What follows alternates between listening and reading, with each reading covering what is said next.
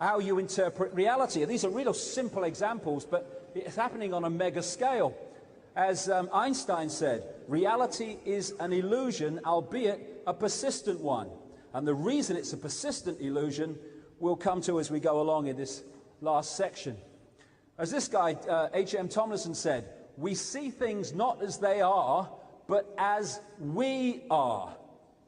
And if we can be manipulated to see things in a certain way, we can be manipulated to see the world as the Illuminati want us to see it. This is the foundation, like I say, of where it all comes from. All the other stuff today, we need to know that. We need to be informed about that. But this is the bottom line where it all comes from. And if we understand this, we become a nightmare to manipulate. I've been kind of thinking about this and researching about this for years. And then in 2003, I'd finished the book, Alice in Wonderland and the World Trade Center disaster. And I said, look, if I'm going to go further into this and see the next levels, I've got to go into other levels of reality. Not in some dream, did I dream it, what happened, but I've got to go in conscious awareness and see beyond this realm and into these other dimensions that interpenetrate it like radio stations. And as synchronicity would have it, I got an invite at that time to go down to South America and talk to a group in the Brazilian rainforest and partake of something called ayahuasca. It was very nice.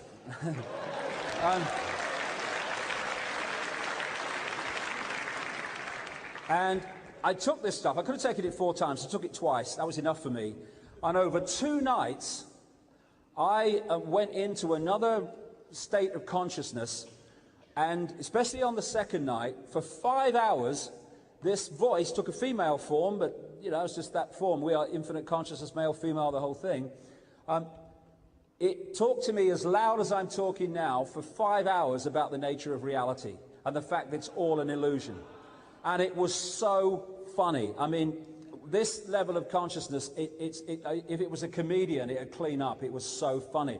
It was taking the piss out of this world and how we perceive it in the most brilliant way. Anyway,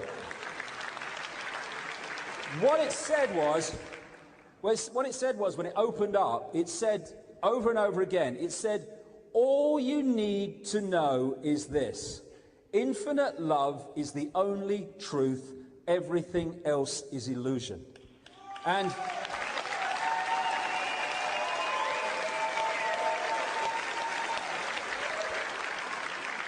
put another way, everything being one infinite awareness is the only truth.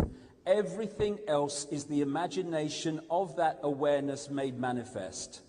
And we can get caught in identifying with our manifest reality and delinking from an identification with that infinite consciousness that is manifesting this reality. We get caught in our creation and forget we are the creator.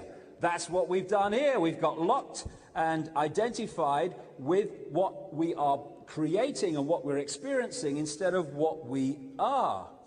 So, the illusion and the nature of the illusion is one, if not the most important secret truth that has been passed on the top level of the secret society network, taken from that ancient society, global society that understood the nature of reality, and it has been passed on ever since through that structure, while sucking it out of circulation, by ridiculing it, by condemning it, by saying it's the devil, and using mainstream religion to destroy it in the public domain because the devil is involved in this stuff.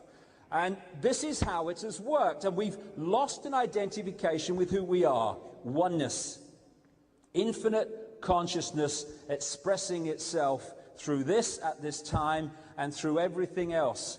We are not individuals in that sense. There is not a vacuum between us. There is an energy field. We are all one. The Illuminati want us to identify with division, Because in perceiving division, we perceive this to be who we are. And that's why the whole pressure, you look at society, you look at the whole gamut of it, all the advertising, all the communication, or everything, it is making us and it is enticing us with five-sense reality. It's all about what we can see, entertainment, what you can taste, oh, isn't it lovely, what you can touch, oh, she's nice, and all this stuff. It's all about the five senses and holding us in the five senses. It's not there's anything wrong with that. It's a lovely experience. I've tried it. You know, it's good. But if that is our entire perception, instead of that is me having an experience, but I am infinite consciousness, we start identifying with the five senses as who we are, then we are the fly in the spider's web. And that's why we've got caught. And that's why they've wanted to take out this knowledge in every way possible. But it's coming back, and it's coming back fast. This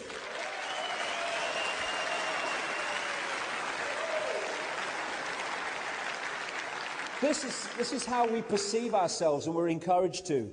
Little me, big universe. I am the universe. Big Ed. You know.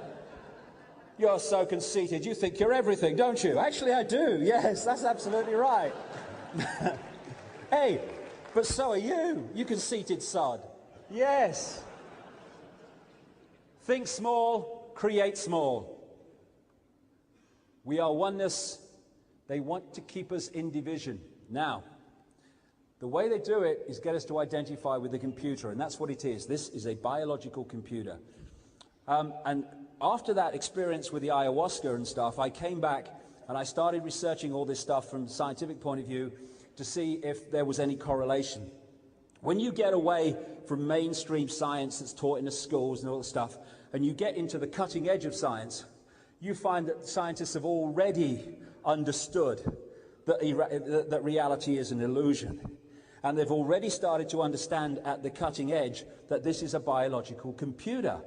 Now, when I wrote my last book, Infinite Love is the Only Truth, Everything Else is Illusion, when it was finished, the writing stage, and it went off to be designed as a book, I came across this article by Russian scientists who had got together with geneticists and linguists and many other different disciplines to try to understand, wait for this if you haven't come across it, what the 95% of DNA that scientists call junk DNA, because they don't know what it does. This project was to try to find out what it did. What's it there for? I mean, was God taking the piss or what? I mean, I'll throw 95% of DNA here for no reason. That'll confuse the buggers, yeah.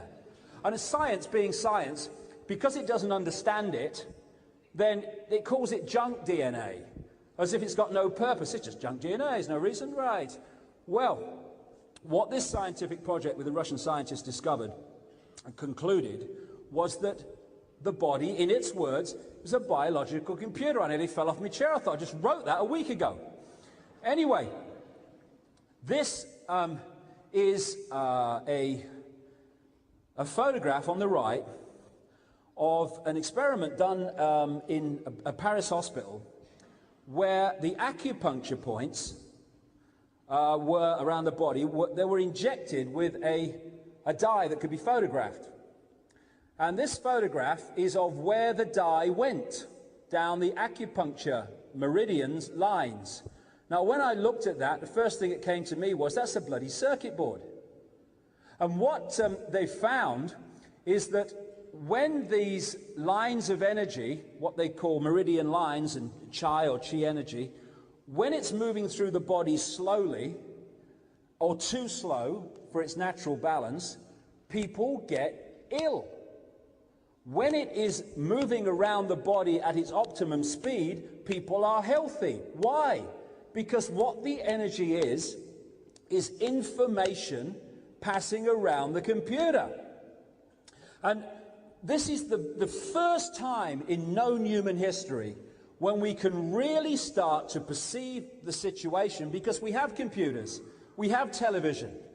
And years ago, when they thought computers and television, you know, never even thought they were possible or even perceive what they were, try explaining this. But now we have the symbols to understand and to explain it. When the computer is not working very well, in other words, it's unhealthy, what do we say about it?